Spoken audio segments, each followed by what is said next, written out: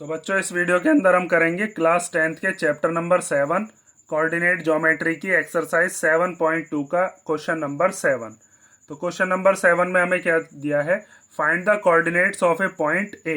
एक A point है, उसके कोऑर्डिनेट्स हमें बताने हैं। Where A B is the diameter of a circle, जिसमें ए बी हमें बताइए कि वो क्या है, डायमीटर है सर्कल की। हुज सेंटर इज, और उस सर्कल का जो सेंटर है वो कितना बताया, 2, -3, और बी पॉइंट हमें बता दिया गया है 1, 4। तो इसमें क्या दिया गया है कि अगर मान लीजिए कोई सर्कल है आपके पास और उस सर्कल में यहाँ पर बीच में सेंटर है, उस सेंटर के कोऑर्डिनेट्स कितने हैं, वो मान लेता हूँ चलो मैं सी पॉइंट। उस सी पॉइंट के कोऑर्डिनेट्स कितने हैं, 2, -3, और एक डायमीटर बनी हुई है। डायमीटर ऐसी होती है जो सर्कल के दो पार्ट्स कर देती है, इक्वल इक्वल सेमी सर्कल बना देती है। तो वहां पर उस डायमीटर का नाम है ए बी, और ए बी में से हमें बी पॉइंट बताया गया है कितना है, 1, 4। और ए पॉइंट के जो कोऑर्डिनेट्स हैं वो हमें फाइंड आउट करके बताने हैं कि वो कोऑर्डिनेट्स क्या होंगे। तो देखिए इसके अंदर आपको सेक्शन फॉर्मूला ही लगाना होगा। सेक्शन फॉर्मूला कैसे लगाना है, कैसे पहचान होगी, तो उसके लिए आप एक चीज देखो कि ए बी डायमीटर है, तो यहाँ से यहाँ तक ए सी क्या हो जाएगी, ये रेडियस होती है। डायमीटर की आधी होती है रेडियस। जैसे अगर डायमीटर 10 सेंटीमीटर है तो ये इधर की तरफ 5 सेंटीमीटर का हिस्सा, ये बी सी भी रेडियस है, ये भी 5 सेंटीमीटर का हिस्सा। तो इसका मतलब ए सी और बी सी दोनों की दोनों क्या है, रेडियस। और जब ये रेडियस है तो इसका मतलब रेशो क्या होगा, 1:1। ये चीज आप कह सकते हो। और हमें ए पॉइंट के कोऑर्डिनेट निकालने हैं इस बार, ये चीज याद रखना, क्योंकि बच्चे क्या गड़बड़ करते हैं, उसमें वो मान लेते हैं कि ये जो सी पॉइंट है यही वो इंटरसेक्शन वाला पॉइंट है जिसके कोऑर्डिनेट हम सेक्शन फॉर्मूला से निकालते हैं, जबकि ऐसा नहीं है। यहाँ पर आपको ए पॉइंट के कोऑर्डिनेट निकालने, मतलब x1 y1 की वैल्यू बतानी है। इसमें हमें सी पॉइंट के कोऑर्डिनेट दे दिए, मतलब सेक्शन फॉर्मूला में जो सेक्शन करता था उसके वैल्यूज हमें दे दी गई हैं। देखो जैसे मैंने यहाँ पर आपको ये जो बता रखा है ना सेक्शन फॉर्मूला, तो ये वाला जो पॉइंट होता है ना जिसके हम कोऑर्डिनेट्स निकालते हैं, ये बीच का पॉइंट होता है, मतलब जिस भी रेशियो में डिवाइड कर रहा हो, ये वाला पॉइंट जो है इस बार ये दे दिया। हमें बताना है ये जो इधर वाला पॉइंट है ए वाला, x1 y1, तो हमें उसकी वैल्यू निकालने के लिए इसके अंदर सबसे पहले आप क्या क्या चीज लिखोगे। सबसे पहले तो हम मान लेते हैं कि ए पॉइंट जो है इसके कोऑर्डिनेट्स क्या है, वो हम ले लेते हैं x1 और y1। ठीक है, ये दोनों पॉइंट्स हमने मान लिए। तो आप इसके अंदर क्या लिखोगे, सबसे पहले हम लिखेंगे कि since A B is the diameter of a circle. जब ए बी डायमीटर है, डायमीटर ऑफ ए सर्कल, तो डायमीटर क्या करती है, डायमीटर के अगर हम दो बराबर इससे कर दें तो वो रेडियस कहलाती है। तो इसका मतलब हम कह सकते हैं कि ए सी और बी सी दोनों की दोनों बराबर होंगी, क्योंकि ये दोनों क्या है, ये है रेडियस या रेडियाई कह सकते हो आप। तो इसका मतलब ए सी और बी सी का जो रेशो है वो रेशो कितना होगा, 1:1। अब हम क्या लगाएंगे इसके अंदर, सेक्शन फॉर्मूला। तो आप लिखोगे बाय यूजिंग, सेक्शन फॉर्मूला कह लो या मिड पॉइंट फॉर्मूला कह लो, उसको हम यूज करने वाले हैं। और वो सेक्शन फॉर्मूला क्या होता है, by using section formula. Section formula हमारे पास क्या होता है, वो होता है mx2 + nx1 अपॉन m+n। लेकिन हम इसमें जो स्पेशल वाला केस है हम उसको लगाएंगे।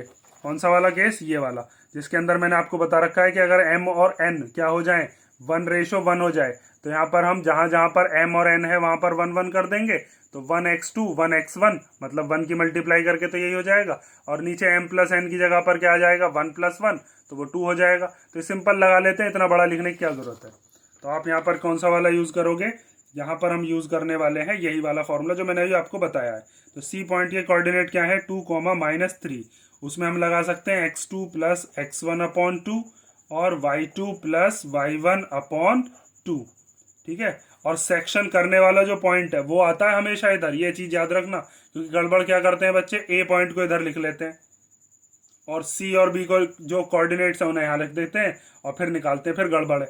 सी पॉइंट ही वो है जो कि इसके सेक्शन कर रहा है, बराबर सेक्शन। ठीक है, अब वैल्यूज को रखनी शुरू करो।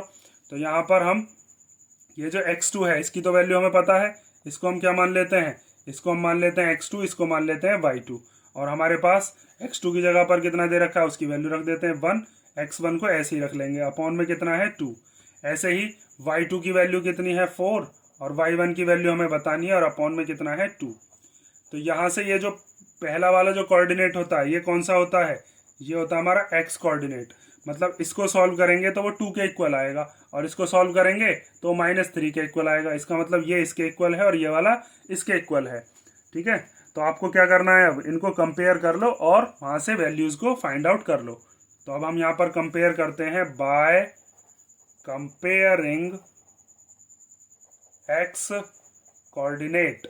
तो एक्स कोऑर्डिनेट को जब आप कंपेयर करोगे तो 2 के इक्वल में क्या रख दोगे, 2 के इक्वल में रख देंगे 1 प्लस x1/2।